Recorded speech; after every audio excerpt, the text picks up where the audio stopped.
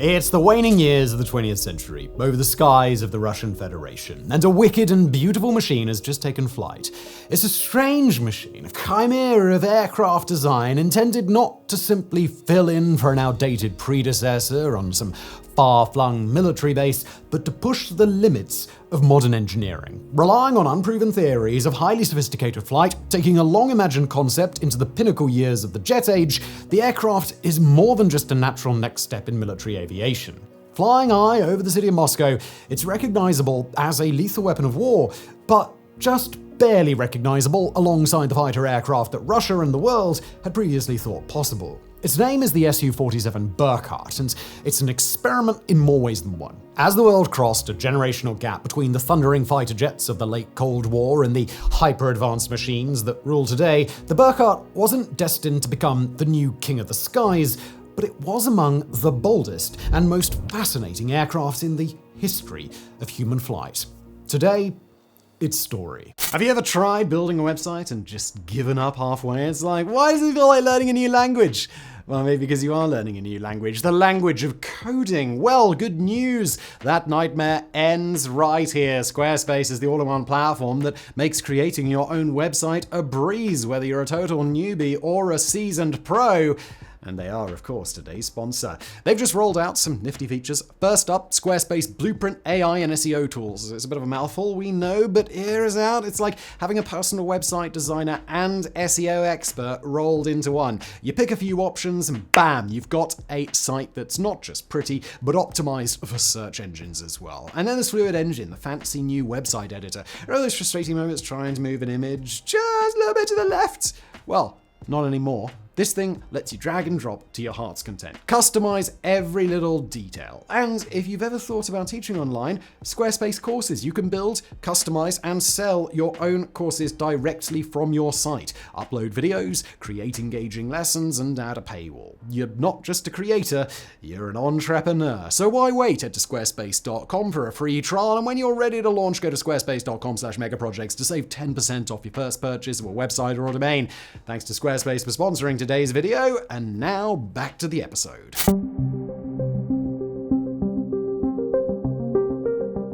The seed of the Su-47 was first planted all the way back in the 1980s, when Russia was not yet Russia and was instead the largest and most powerful member of the Soviet Union. In those waning years of great power competition, the Soviets were still intent on maintaining direct parity with the United States of America, and the Americans had a real beast on the way with the potential to beat the Soviets in the air for good. Back then, not much was known about the designs that would later evolve into the highly advanced F-22 Raptor, an aircraft that's now going on 20 years as the best fighter jet in human history. All that the Soviets knew, back in the early 80s, was that the so-called Advanced Tactical Fighter program was supposed to build something that would replace the iconic F-15 and F-16. Those fighters had been challenged enough for the Soviets, whose Su-27s and MiG-29s were just barely getting into frontline service in order to face them down. But now, there was something even more formidable on the way, and though the Soviets had little way of knowing the fine details on America's vision, they could at least work out the basics. The term itself, fifth-generation fighter, was not yet a meaningful phrase by the 1980s. In fact, the generation system wouldn't be proposed as a concept until 1990, and even then the concept took a bit of time to catch on. But America and Russia's most advanced fighter aircraft were at least roughly comparable, and it wasn't difficult to look at them as they were and figure out what sort of improvements would take precedence for a later aircraft. Any new model planes would probably need to be highly maneuverable, while also capable of either keeping pace with those older aircraft or outrunning them. They would need to have advanced onboard technology and avionics, including significantly improved radar, and, if at all possible, it would be fantastic if they could be stealthy. Some of the technology elements that would eventually feature in fifth-generation fighters like the F-22 and the later F-35 were still theoretical back in the 80s, but the general idea was straightforward. Build something that could compete with an American fighter that was going to be really good, but was going to be good in unpredictable ways. The Soviets began work on two answers to that challenge rather than one, with each possible answer spearheaded by one of the country's two premier fighter aircraft design bureaus, Mikoyan and Sukhoi. The Mikoyan Bureau would produce a design of their own, the MiG-144, which we've actually already done a video on if you'd like to check it out after you're finished here, of course. Now, that design would, broadly speaking, look to compete directly with what the Soviets had imagined to be a better version of the F-15 and F-16, complete with a delta wing, a reduced radar cross-section for limited stealthy flight, and some advanced engines and onboard technology. Now, for the purposes of today's episode, we understand it as a safer option, something that, if put into mainline production, would have been very predictably a step above Russia's existing fighter aircraft, even if it didn't beat out the Americans' advanced tactical fighter in the long run. But the Sukhoi Design Bureau, well, they came at the challenge from a decidedly different angle, pun very much intended. Their design would be a testbed packed with new and emerging technologies and design principles that, if they worked, could produce an aircraft unlike any other. It was a gamble, a high-risk, high-reward proposition, but for a Soviet Union that knew it was flagging in the Grand Marathon of the Cold War, it was a gamble the Sukhoi was willing to take. It was named the Berkut, translating in English to Golden Eagle, and initially designated the Su-47. For the sake of clarity, we'll refer to the Berkut by the designation it would ultimately adopt, the Su-47. The most distinctive element of the 1980s era design, and indeed of the eventual Su-47, were its forward-swept wings, a feature that had never been successfully integrated to a production-line jet aircraft. The idea wasn't a new one. Forward-swept wing designs were developed into prototypes by nearly every major power during World War II, both Ally and Axis, with products including the Junkers Ju-287 and a forward-swept version of the P-51 Mustang. In the Cold War years, America proposed the XB-53 bomber, also with its wings forward-swept, plus a different forward-swept fighter aircraft prototype, the unsuccessful X-29. But despite the fact that the forward sweep had never been done successfully with a fighter aircraft of this sheer power, Sukhoi still had reason to believe that it would work. Forward-swept wing aircraft are highly maneuverable, especially at subsonic speeds, and Sukhoi quickly worked out that by adding not just static canyards on the forward section of the aircraft, but movable ones, it would become capable of even more exceptional aerobatic feats. Such a design would allow for takeoff and landing on far shorter runways, with the plane generating lift so quickly that it could get off the ground in the blink of an eye. It would grant the plane an inherently longer range, and the forward sweep of the wing made the aircraft significantly more difficult to accurately identify as a threat via radar when looking at it head-on. And finally, Sukhoi understood that the aircraft could integrate technology that was only just reaching readiness for use in advanced fighter aircraft: thrust vectoring. That's a process by which aircraft engines, rockets, and other high-powered vehicles can change the angle of the thrust they generate. In an aircraft already so maneuverable as the Su-47 was going to be, the addition of thrust vectoring meant that the Berkut would be able to blast itself into impossibly tight turns once that technology could be fully integrated to the aircraft. Design on the Su-47 continued through the 1980s, but like so many other Soviet programs during that time, it was caught up in the collapse of the Soviet Union as a whole. By the late 80s, advanced weapons programs were no longer a priority in Moscow, and by 1991, Moscow had become the capital of the Russian Federation. Modern Russia didn't have the means to build 2 advanced fighter jets, and in fact, it couldn't even build one. The best it could do was pick one of the 2 incubating designs and hold them for a later date. And in the early 1990s, the choice was clear. The MiG-144 had passed its critical design review at the very end of the Soviet era, and a technology demonstrator would almost certainly, at the very least, be able to fly.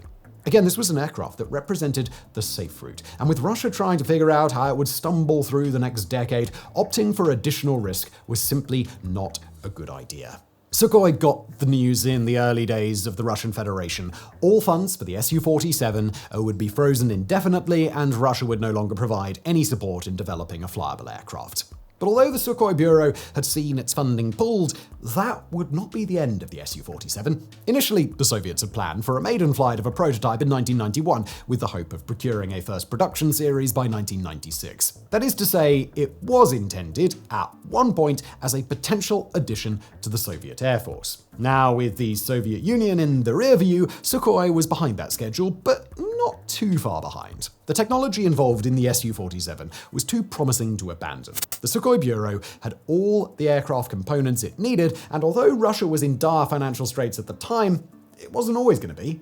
Seeing the potential for the Kremlin to eventually reconsider under different circumstances, Sukhoi decided to go ahead with their experimental prototype in hopes that when the Berkut was finally ready, Moscow would be presented with an offer that they just couldn't refuse.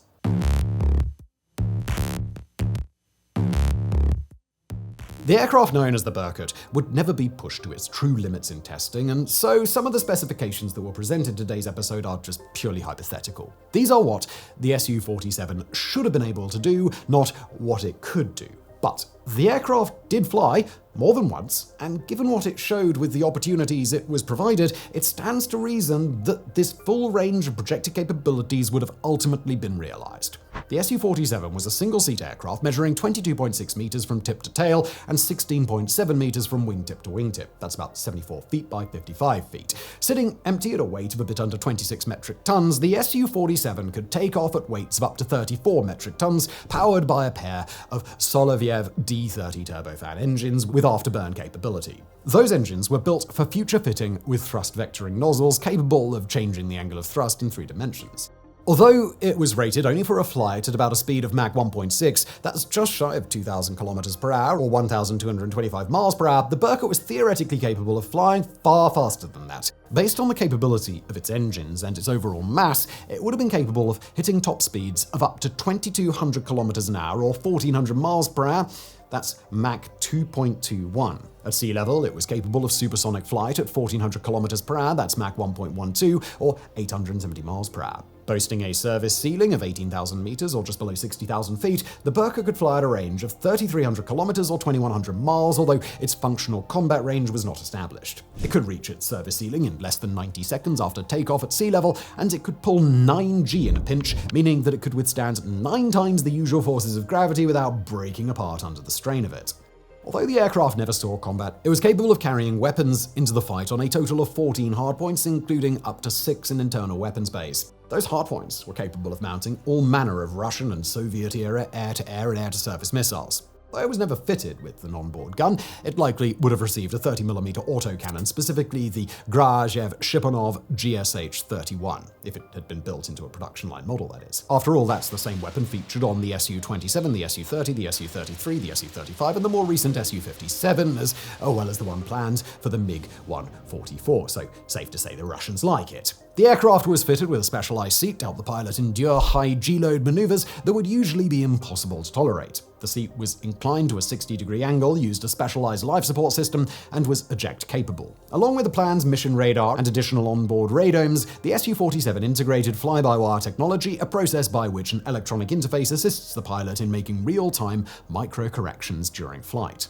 And then there were the wings. Built of light composite fiber, the wings and the additional movable forward canards on the plane granted the Berkut extreme agility when operating at subsonic speeds. They enabled maneuver at high angle of attack, which basically means the angle formed by the direction of an aircraft's wing on one side of the angle and the direction of airflow against the aircraft on the other side of the angle. That meant that the plane could perform impossibly tight turns, dodges, weaves, and other sophisticated maneuvers while relying on the considerable thrust of its engines to practically blast out of trouble if it ever suffered too dramatic a loss in energy.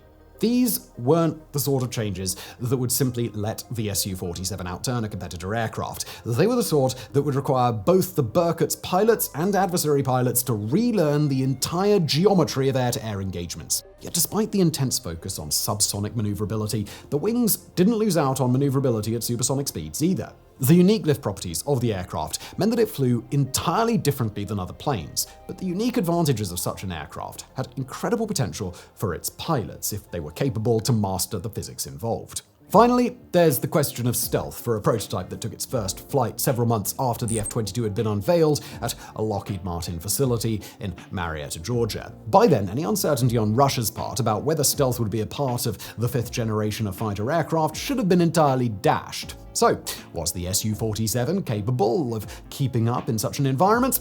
Expert opinions on the matter are split, but it did have at least some things going for it. Because of the strange front-facing profile of the aircraft, radar trying to get a look at the thing from straight on would have struggled to get a clear picture of what it was. It also featured an internal weapons bay, a critical element in reducing radar cross-section. But on the other hand, the design itself didn't have many attributes that suggested that it would have been stealthy, while the protrusions and rough angles of its airframe, including its distinctive forward canards, would have made it far less likely to have a truly stealthy profile. Sources disagree on whether the Berkut might have been coated in radar radar-absorbent paint, and it's not clear whether the prototype would have been, even if such an element was stated for inclusion on a production line-ready aircraft. But, as Russia had since found out with the Su-47, radar-absorbent paint by itself isn't quite enough to make something stealthy. Regardless, Russia's adversaries got a chance to find out. The Su-47 would eventually become a fixture of the airshow circuit, at least for a short time, and while it's not known whether any other nations chose to point their radar at it while it was in midair, they certainly had the option to do so.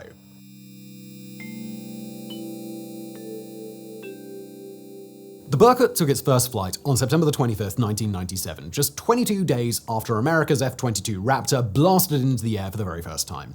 Despite the fall of an empire, despite having been cut off from funding and deprioritized by the nation that built it, the Su-47 was, in that moment, still neck and neck with the end result of that same advanced tactical fighter program that had seen the Berkut designed in the first place. The F-22 still wouldn't enter service for nearly another decade, although neither America nor Russia knew it at the time, and in an alternate history where Russia saw the Berkut, watched what it could do, and then slammed down on the gas pedal for mainline production, the Berkut could very well have beaten the Raptor to service. But any plans that Russia's most aspirational aerospace designers might have had for a version of the Berkut that would one day rule the skies ultimately died on the drawing board, and the process to kill that vision off didn't take very long. The Su-47 was a genuinely impressive technology demonstrator, and it did prove, perhaps better than any other aircraft in history, that a forward-swept wing-jet fighter could deliver on the high hopes of those who had designed it. Yet alongside its potential came its problems, and a whole lot of them. On the one hand, there were all of the straightforward logistical bits. For example, the prototype had used grafted-on bits of the Su-27, including the vertical tails, the canopy, the landing gear, and part of the fuselage. That meant that there would have had to be substantially more design and testing work done in order to build a fully unique aircraft and deal with some of the issues inherent with just slapping on parts of another plane. The aircraft also would have likely had to undergo at least some level of redesign after the F-22 was unveiled, considering that it was intended as a direct counter to the Raptor, but lacked the clear stealth features that made the F-22 so formidable. But there was also the fundamental issue stemming from the same feature that made the Berkut unique: its forward-swept wings. Although they gave the Berkut a significant maneuverability edge at subsonic speeds, including transonic speeds just at the edge of the sound barrier, they presented significant issues once the aircraft began to fly any faster. The design inherently placed the aircraft's wingtips under high strain, a problem that got far worse when dealing with the sort of air resistance a plane deals with at supersonic speeds. The wings were built to bend and twist, and that was all well and good at subsonic speeds, but with such force at supersonic speeds, the wings risked snapping off.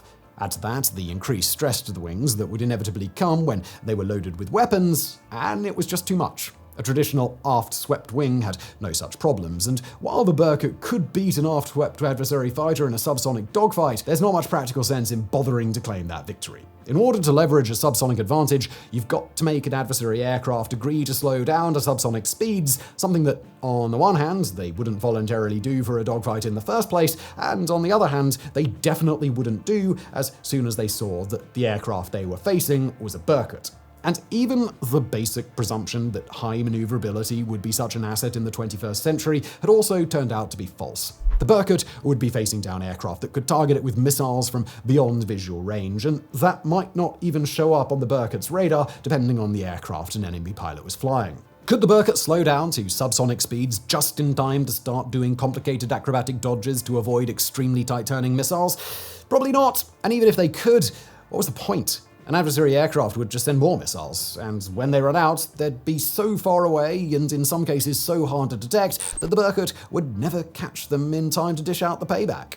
And when it came to the idea of a true head-to-head face-off against the aircraft the Berkut was meant to counter, it would be no contest. The F-22 could pull 9 Gs too, it could fly higher and for just as long, it could outrun the Berkut at both altitude and sea level, and its supercruise was significantly faster than the Berkut was even allowed to fly. More importantly, the amount of redesign needed to make the Berkut stealthy meant that any large-scale production run of the aircraft, at least the version of it that Russia unveiled to the world, would just be producing a series of sitting ducks. On radar, the F-22 shows up no bigger than a bumblebee. It can engage targets from well beyond visual range, and if it ever did have to get close enough for a Berkut pilot to spot it with the naked eye, it could nullify all of the Berkut's maneuverability advantages by simply continuing to fly at normal speeds, knowing that even though the pilot could see it, the Berkut's internal systems still couldn't get a lock. The race to develop a fifth-generation fighter was over, and Russia hadn't just come up short with the Berkut, they'd tried to run the race by going in entirely the wrong direction.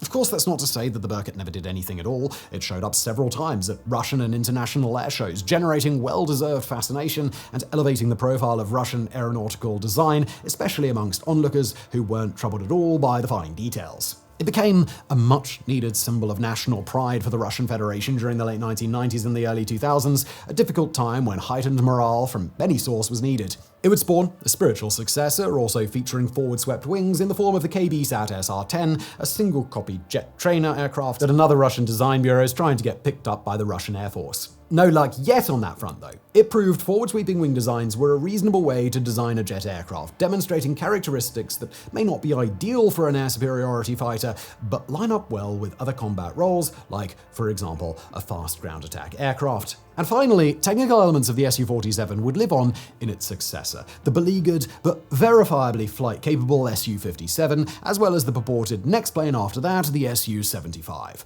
But the bold experiment that was the Su-47 Berkut was an experiment that failed in the end. It entered a contest its home nation couldn't quite finish in one piece. It attempted to propose radical solutions to emerging problems that ultimately fell flat.